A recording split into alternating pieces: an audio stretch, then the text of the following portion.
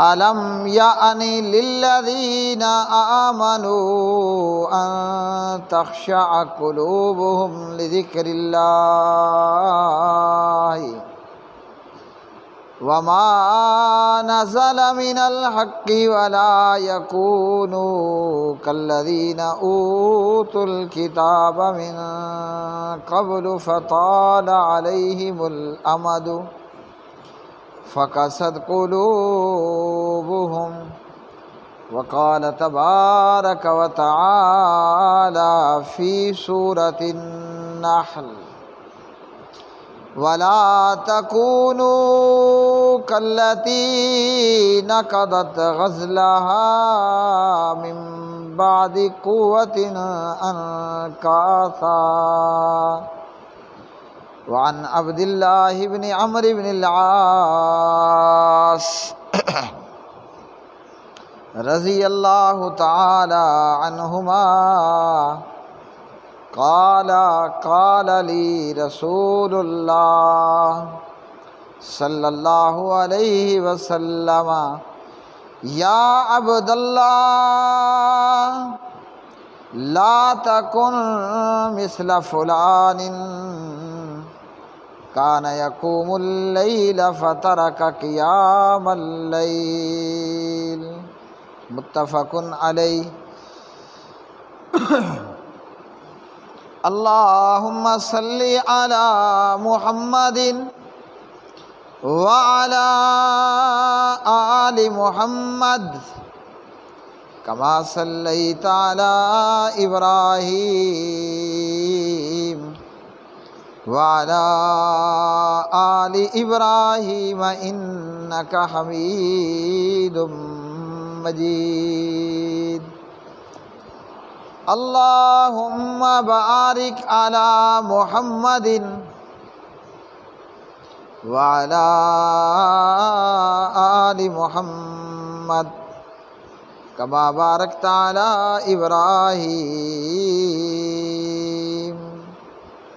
وعلی آل ابراہیم انک حمید مجید۔ رب اشرح لی صدری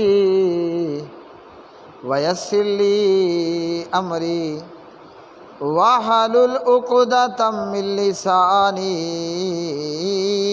یفقہوا قولی۔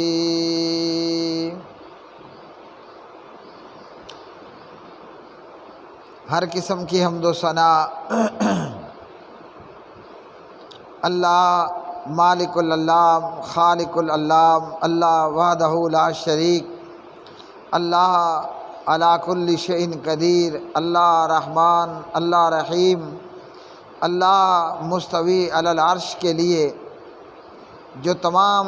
حمد و ثنا کا لائق ہے۔ بے شمار درود و سلام نبی مکرم رسول معظم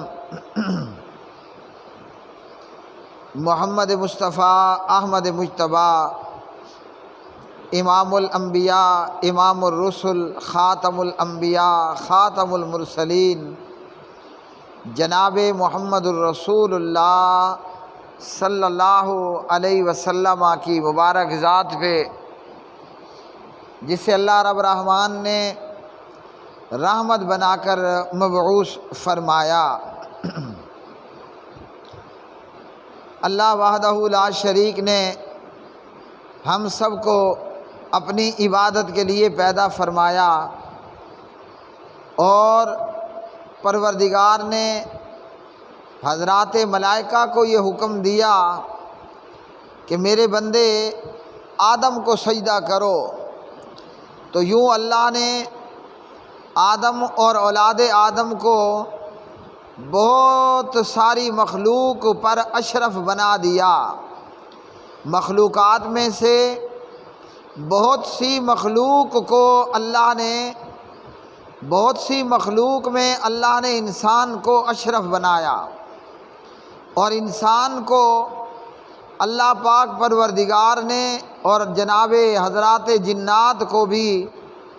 اللہ نے اپنی عبادت کے لیے پیدا فرمایا۔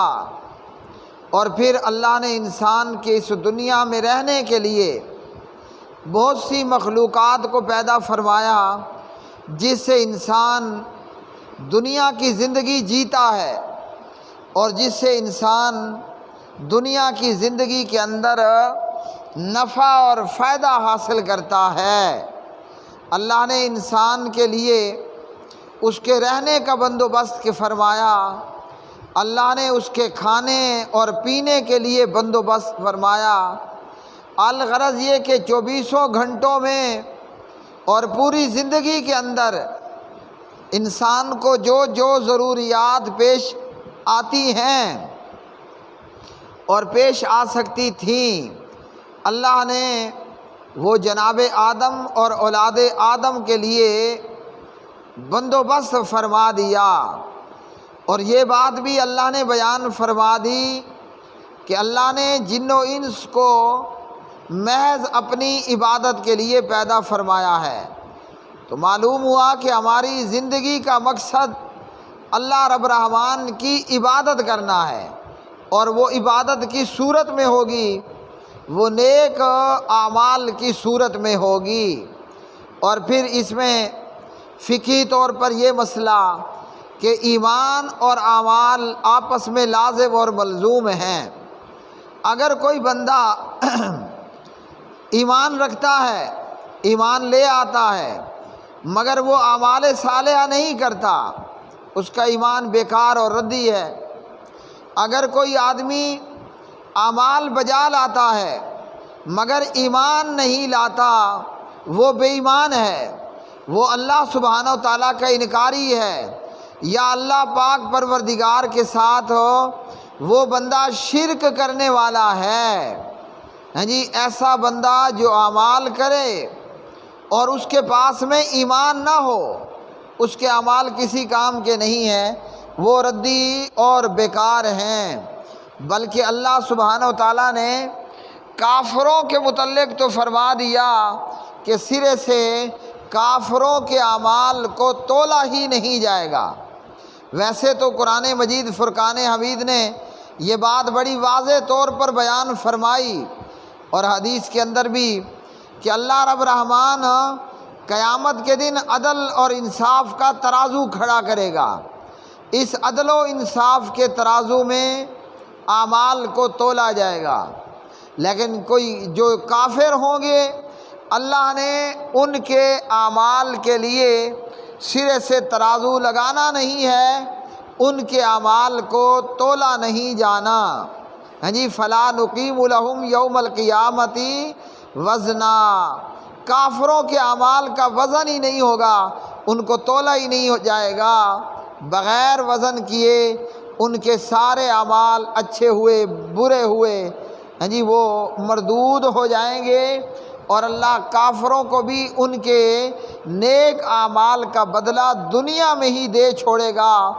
آخرت میں کافر کے اعمال کا کوئی وزن اور تول نہیں ہوگا۔ اور جو ایمان والے ہوئے اور نیک اعمال ہوئے، اللہ اکبر، وَنَضَعُ الْمَوَازِينَ الْقِسْطَ لِيَوْمِ الْقِيَامَةِ، اللہ اہل ایمان کے اعمال کا وزن کرے گا۔ نیک جو مومن اور ایماندار ہوں گے ان کے اعمال کا باقاعدہ وزن ہوگا۔ جہاں نیک اعمال کو تولا جائے گا وہاں برائیوں کو بھی تولا جائے گا، اور تمام برائیوں پر اعمال کرنے والے آدمی کے اعمال نامے کے پلڑے میں لا الہ الا اللہ کی پرچی کا ہاں جی کلمہ پڑھ لینا، ایمان لے آنے کا وزن زیادہ ہوگا۔ لیکن کب؟ کہ جب ایمان بھی ہوا اور اعمال صالحہ بھی ہوئے، اور اعمال میں سب سے سپریم اعمال وہ ارکان اسلام ہیں کہ نبی رحمت صلی اللہ علیہ وسلم نے فرمایا، بنی الاسلام علی خمس، عبداللہ بن عمر کی روایت ہے بخاری مسلم میں رضی اللہ عنہما، کہ پیارے نبی صلی اللہ علیہ وسلم نے فرمایا اسلام کی بنیاد وہ 5 چیزوں پر ہے، پلر آف اسلام وہ 5 ہیں۔ کلمہ پڑھ کر کے مسلمان ہو جانا، پھر نماز کا ادا کرنا، پھر رمضان کا روزہ رکھنا، پھر صاحب مال کا زکوٰۃ دینا، پھر صاحب استطاعت کا زندگی میں ایک مرتبہ بیت اللہ کا حج کرنا۔ اگر ایمان بھی ہوا اور نیک اعمال بھی ہوئے تو پھر نیک اعمال کا وزن بھی ہوگا اور برے اعمال کا وزن بھی ہوگا۔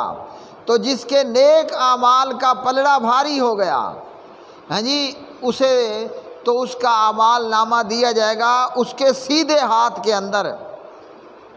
اور وہ جسے اس کا اعمال نامہ دائیں ہاتھ میں سیدھے اور رائٹ ہینڈ میں پکڑا دیا گیا، فَيَقُولُ هَاؤُمُ اقْرَءُوا كِتَابِيَهْ، وہ اپنا رزلٹ قیامت کے دن میں میدان حشر میں لے کر دوڑتا پھر رہا ہوگا، گویا کہ لوگوں کو کیا کہے گا، یہ ہے میرا اعمال نامہ، پڑھو، اور میرا رزلٹ کیوں بہتر آیا، انی ظننت انی ملاق حسابیہ، صاف بات ہے کہ مجھے یہ یقین تھا، میرا اس بات پر ایمان تھا کہ مرنا ہے اور پھر قیامت کا دن ہے اور اس دن میں حساب و کتاب کا معاملہ ہوگا، تو میں نے آج کے دن کے لیے تیاری کی تھی، تو میرا اعمال نامہ میرے دائیں ہاتھ میں دے دیا گیا، اور جو بد اعمال ہوگا، جس کے برے اعمال کا پلڑا بھاری ہو گیا، اللہم لا تجعلنا منہم، وہ اپنی بدبختی پر ہائے ہائے کہنے والا ہوگا، کہے گا میری سلطنت لٹ گئی، میں تو برباد ہو گیا، ہاں جی، میرا کھانا خراب ہو گیا۔ لیکن اس دن کا ماتم کرنا، رونا، اور اس دن میں ہائے ہائے اور افسوس کی صدائیں لگانا وہ بیکار ہوگا۔ اب اعمال اور ایمان آپس میں لازم اور ملزوم ہیں، اور اعمال ایسے نہیں کہ چند سال بندے نے نماز پڑھ لی پھر نماز چھوڑ دی، اعمال ایسے بھی نہ ہوں کہ جب بندے کا دل آیا تو نماز پڑھ لی اور جب بندے کا دل آیا تو نماز کو چھوڑ دیا۔ اچھا، اعمال ایسے بھی نہ ہوں کہ جتنے وقت کے لیے 5 نمازیں ہیں نا، اور رمضان پورے کے روزے ہیں، تو جب جتنے وقت کے لیے دل آیا جس ٹائم کی نماز پڑھ لی، اور جس ٹائم میں دل نے نہ چاہا تو نماز کو چھوڑ دیا، ہاں جی، اسی طرح جب مرضی آئی رمضان کے روزے رکھ لیے، جب اس کا دل نہ ہوا تو رمضان کے روزوں کو چھوڑ دیا۔ یہ اعمال بھی اللہ کے ہاں مردود ہیں۔ نیک اعمال کر کر کے آدمی جنت کے بلند درجات پا لے، اور اللہ کے ہاں وہ اعمال زیادہ پیارے اور خوبصورت ہیں کہ جن کو کنٹینیو اور ہمیشہ کیا جائے۔ ایک تو وہ اعمال ہیں جو اللہ نے ہم پر فرض کیے، انہیں بغیر وقفے اور گیپ کے، بغیر چھٹی کیے لگاتار ہم نے رکھنا ہے، چاہے وہ 5 نمازیں ہوں، چاہے وہ رمضان کا روزہ ہو، چاہے صاحب نصاب پر زکوٰۃ ہو، یہ تو کرنا ہی کرنا ہے بغیر وقفے، بغیر ناغے کے۔ اور جو نفل اعمال ہیں ان میں اللہ کے ہاں وہ پسندیدہ ہیں جو مسلسل کیے جائیں، اور جس کا دل سخت ہو جائے، ہاں جی، سخت دل آدمی وہ بلا آخر جہنم کا ایندھن بنے گا۔ اب دلوں میں اللہ نے 2 طرح کے دل بنائے ہیں، جس طرح زمین کی مٹی میں 2 طرح کی عام طور پر مٹی ہوتی ہے۔ ایک مٹی تو وہ ہے کہ جس پر ہلکی سی شبنم پڑے، پانی پڑے، اس میں سے سبزہ اگنا شروع ہو جاتا ہے، زمین ہری بھری ہو جاتی ہے اور ہریالی آ جاتی ہے، یہ ایک زمین ہے، ہاں جی۔ اسی زمین میں ہل چلایا، پانی لگایا، اپنے وقت پر بیج کوپل نکلی، اور پھر جو کاشتکار اور زمین نے بویا تھا، زمین نے وہ پوری فصل دی۔ دوسری قسم کی زمین وہ بنجر اور بیکار، ردی اور تھوہر زدہ زمین ہے، اس پر جتنی مرضی محنت کر لو، ہاں جی، مجال ہے کہ اللہ کا خوف آ جائے یا آدمی ٹس سے مس ہو جائے۔ تو دلوں کا بھی یہی حال ہے، گندا، برا اور سخت دل، اللہم لا تجعلنا منہم،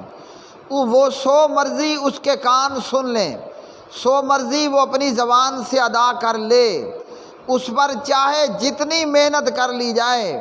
مجال ہے کہ سخت اور گندا دل وہ راہ راست پر آ جائے، ہاں جی، اور نرم دل اللہ اکبر کبیرہ۔ اللہ سبحانہ و تعالیٰ نے قرآن مجید فرقان حمید سورۃ الحدید کے اندر یہ بات بیان فرمائی۔ سورۃ الحدید کون سی سورت ہے؟ پارہ نمبر 28 میں سورۃ الواقعہ کی بعد والی سورت ہے الحدید۔ حدید کہا جاتا ہے لوہے کو۔ اس سورت کے اندر